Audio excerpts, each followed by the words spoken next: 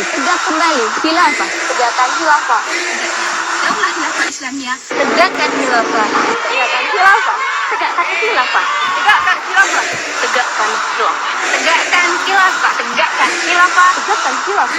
Tegakkan khilafah untuk menegakkan syariah dan khilafah. Dengan berjuang bersama-sama mengembalikan khilafah Islamiyah.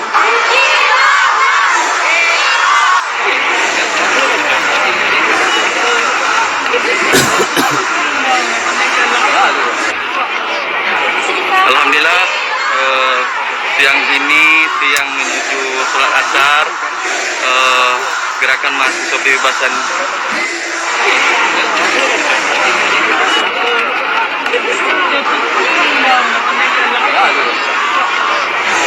Alhamdulillah, siang ini siang menuju sholat asar, gerakan mahasiswa kebebasan. Kalau kita bicara khilafah itu untuk seluruh umat, terlepas bahwa khilafah nantinya punya yurisdiksi atau wilayah negara di satu titik dan kemudian akan meluas di seluruh wilayah yang lain sebagaimana dahulu oleh Islam yang pertama dipimpin oleh Nabi SAW ada di Mekah, dipimpin Nabi di Madinah maksud saya, dipimpin Nabi, kemudian meluas melakukan futuhat, menaklukkan ke Mekah, dan kemudian sampai ke Syam, jadi era para sahabat, Syam, Palestina, jadi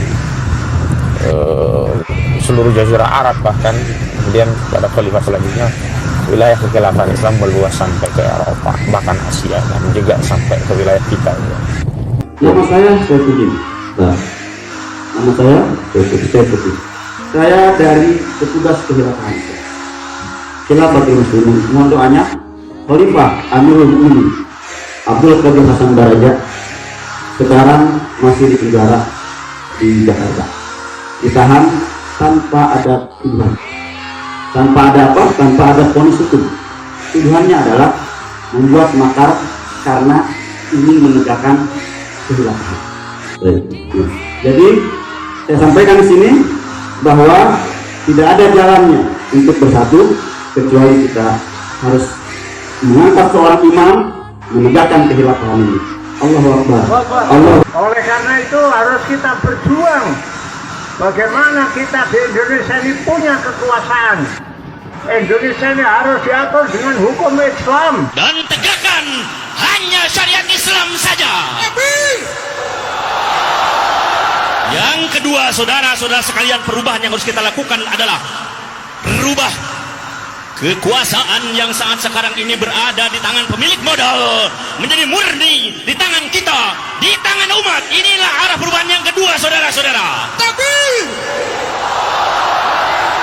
Arah perubahan yang ketiga adalah hancurkan sekat-sekat nasionalisme yang telah memecah belah kita semua.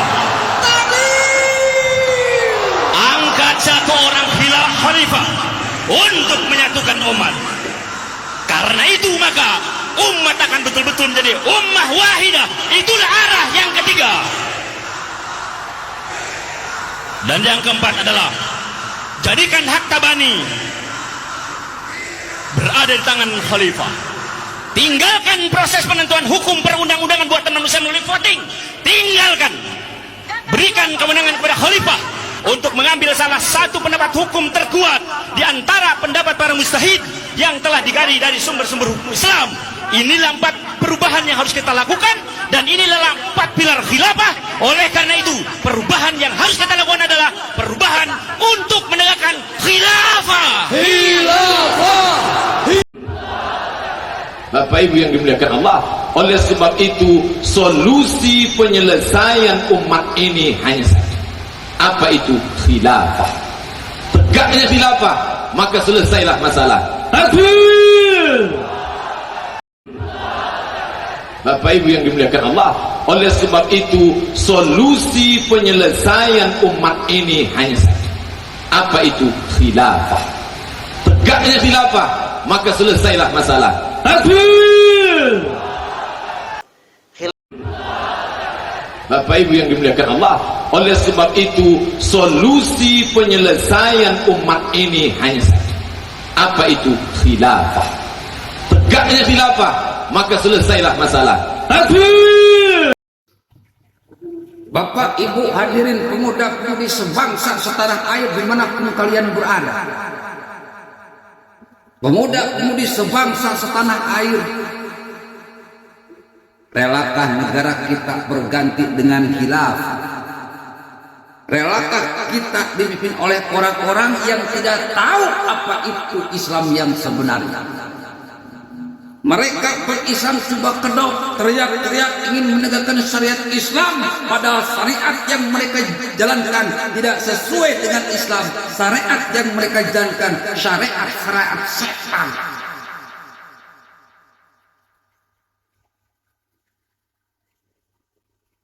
Maukah negara kita seperti Suriah, Libya, Irak, Yaman, Palestina? Negaranya ada tapi bentuknya medan perang. Embel-embel bendera tauhid di sebelah mananya. Embel-embel bendera Islam di sebelah mananya. Teriak-teriak syariat Islam di sebelah mananya. Tidak terlihat sama sekali ciri-cirinya. Yang terlihat mereka ingin berkuasa di negara ini, ganti sistem, membuat Indonesia seperti Afghanistan, Yaman, Suriah, Irak, Libya. Negaranya ada, bentuknya medan perang. Hati-hati bro. Di TikTok banyak anak muda. Di TikTok banyak cewek-cewek cantik, cewek-cewek ganteng, punya penghasilan yang besar.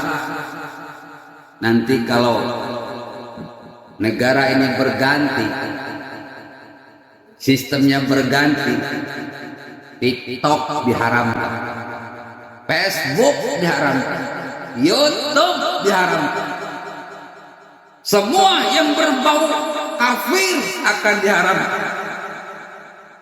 Karena mereka berpendapat menafsirkan sebuah hadis, barang siapa yang mengikuti kebiasaan orang kafir maka dia sudah kafir.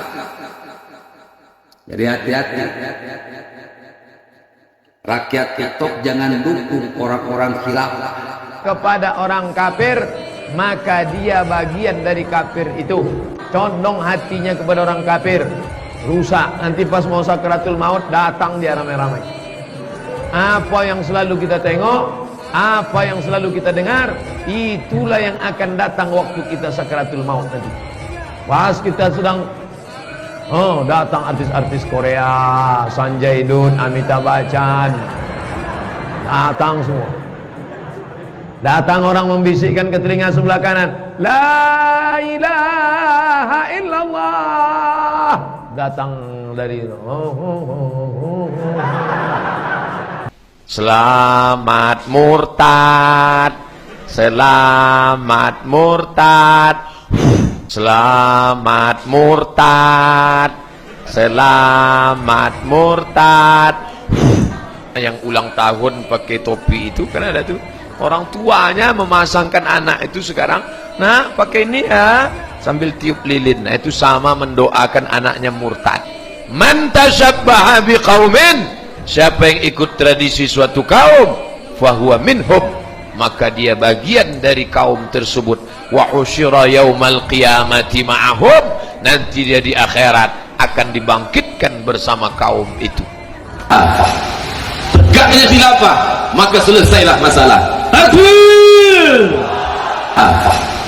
Tegaknya khilafah, maka selesailah masalah. Takbir.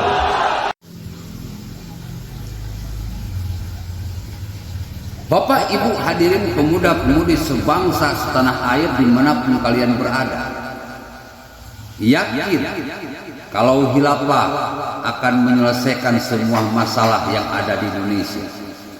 Kemiskinan bisa diberantas, pengangguran bisa diberantas, korupsi bisa diberantas. Yakin? Kalau saya simpel saja bro, dari ceramah Abdul Somad saja kita bisa menilai bahwa tidak ada konsistensi antara omongan dengan perbuatan. Abdul Somad barusan bilang, barang siapa yang meniru kebiasaan kebudayaan suatu kaum, maka dia termasuk ke dalam kaum tersebut dan akan dibangkitkan di hari kiamat bersama kaum tersebut. Jadi kalau kita meniru kebiasaan orang-orang kafir, main YouTube, main Facebook, main Twitter, main IG, Instagram, pakai motor, pakai mobil, naik pesawat terbang, pakai handphone, pokoknya produk-produk kafir, budaya-budaya kafir. Kita ini katanya disebut sebagai orang kafir. Dan kita sudah murtad, dan kita nanti di akhirat akan dibangkitkan bersama orang-orang kafir juga. Dan si Somad ternyata mengikuti juga kebiasaan orang kafir. Dia main YouTube, dia main Twitter, dia main TikTok, dia pakai moge, dia pakai mobil. Berarti si Somad ini murtad juga, kafir juga. Artinya apa? Omongannya ini nggak bisa dipegang. Kalau omongannya sudah tidak bisa dipegang, dia melanggar omongannya, dia melanggar ceramahnya. Bagaimana kita bisa yakin kalau khilafah adalah solusi yang bisa menyelesaikan semua masalah yang ada di Indonesia? Bullshit. Khilafah itu pembohong besar.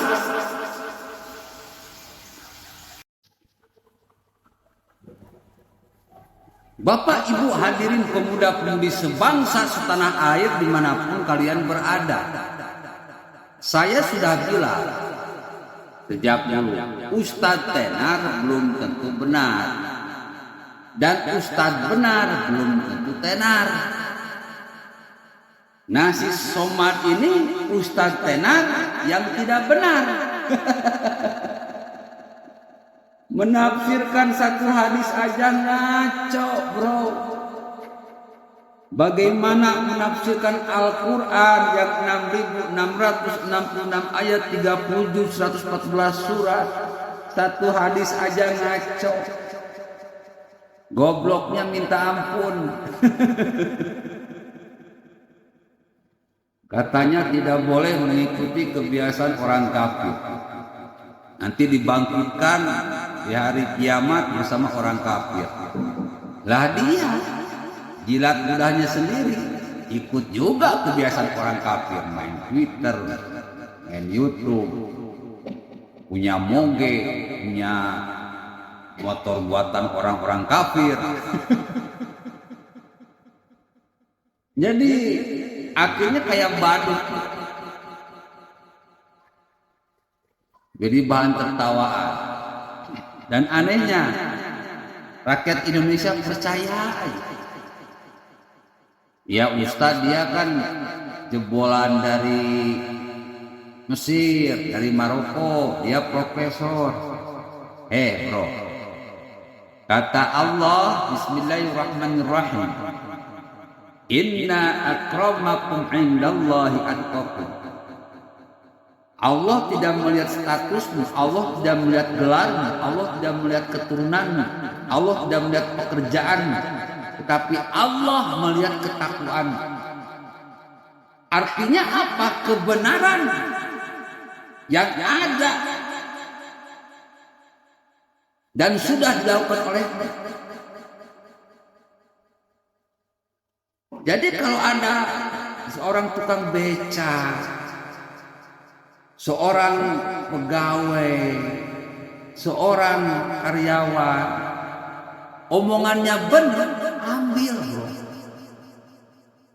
Tapi kalau kayak Abdul Somad, omongannya tai, buang. Jangan melihat ketenaran, Ustaz tenar, dia ngasih tai, lu makan. Lu mampus toh.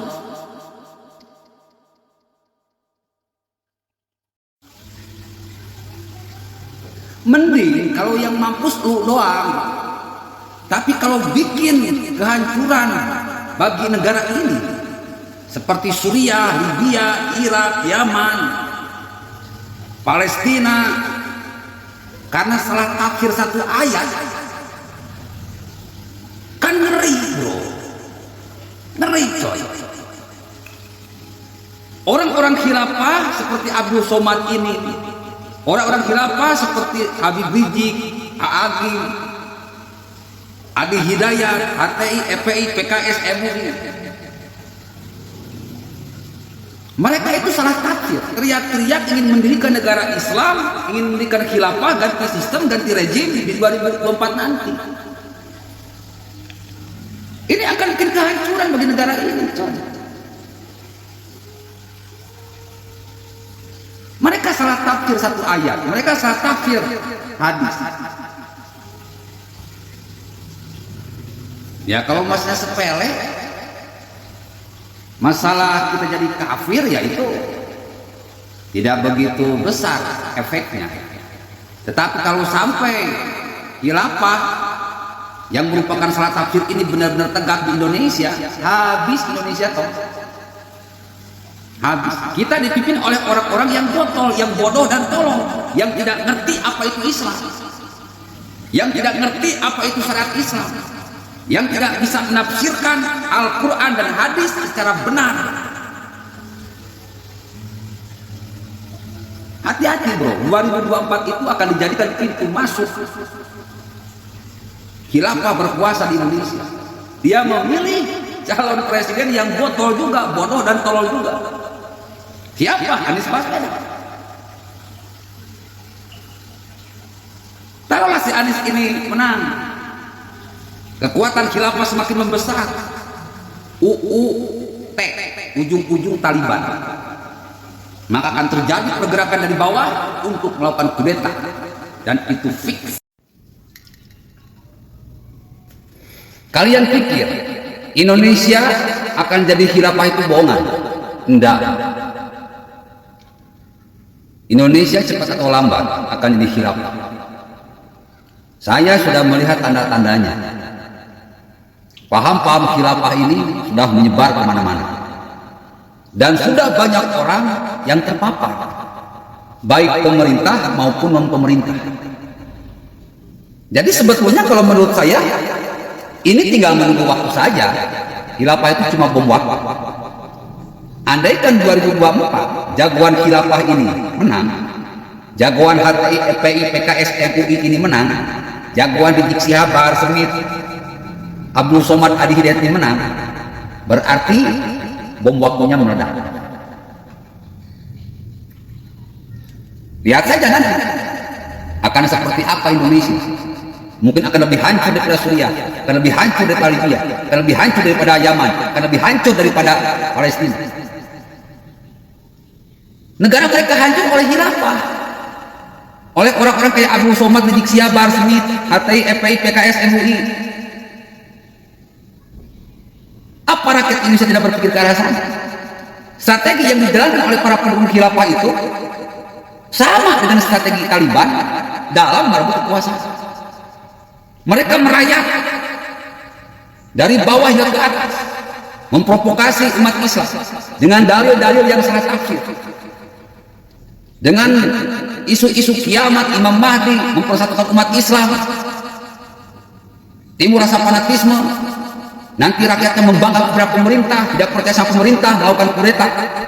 Kalau sudah gitu selesai. Ketika khilafah tegak Indonesia, akan terjadi banyak peperangan, akan terjadi banyak perselisihan. Disitulah Indonesia hancur sehancur-hancurnya. Bapak Ibu hadirin pemuda-pemudi sebangsa setanah air, saya dulu adalah mantan teroris.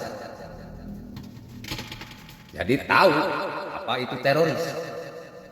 Salah satu ciri teroris itu pertama, mereka itu benci sama pemerintah. Yang kedua itu benci kepada polisi dan TNI. Dan yang ketiga itu melakukan kudeta dengan menggerakkan cuci otak kepada umat. Tiap umat yang berpaham khilafah pasti dibaiki, sumpah setia. Dan itu sudah terjadi di Indonesia tanda-tandanya. Pemerintah dan aparat keamanan tidak berdaya. Tidak bisa memberantas musuh yang nyata yang di depan mata. Makanya saya ingatkan pemerintah. Kalian sudah disumpah untuk setia kepada bangsa dan negara Indonesia. Saya ingatkan kepada BIN, TNI, Polri, kalian sudah disumpah setia kepada bangsa dan Indonesia. Musuh sudah di depan mata. Tinggal disikat. Kenapa kalian diam? Apa harus nunggu 2024? Ya mending kalau kita menang. Kalau kita kalah, habislah Indonesia. Lihat kelakuan orang-orang khilafah. Sekarang mereka sedang mengobok-obok Jokowi masalah ijazah palsu. Secara logika kita gampang saja, bagaimana mungkin seorang presiden punya ijazah palsu. Tapi itulah strategi khilafah.